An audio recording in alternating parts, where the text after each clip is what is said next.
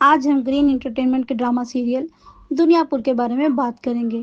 بڑے نواب صاحب نوروز آدم کے بیٹے نایاب کو اغوا کروا لیتے ہیں اور یہ ڈیمانڈ رکھتے ہیں کہ جب تک نوروز آدم اپنی بیٹی کی شادی بڑے نواب سے نہیں کرے گا اور دنیا پور بڑے نواب کے نام نہیں کرے گا، تب تک نوروز آدم کے بیٹے کو آزاد نہیں کیا جائے گا۔ نوروز آدم یہ سب کرنے کے لیے تیار نہیں ہوتا کیونکہ نواب صاحب اور اس کی بیٹی کی عمر میں بہت فرق ہوتا ہے اور وہ اپنی پیاری بیٹی کو دشمنوں کے حوالے نہیں کرنا چاہتا تھا۔ لیکن جب نوروز آدم پر اپنی بیٹی کی اصلیت کھلتی ہے کہ وہ کسی اور سے شادی کرنا چاہتی ہے تو وہ اس لڑکے کو قتل کر کے اپنی بیٹی کا نکاح بڑے نواب صاحب سے کرنے کے لیے تیار ہو جاتا ہے۔ پھر نکاح کے بعد نواب صاحب اپنے بیٹے سے کہتا ہے، میں نے صرف دنیا پور کو ہی حاصل نہیں کیا بلکہ آدموں کی عزت بھی لے لی ہے۔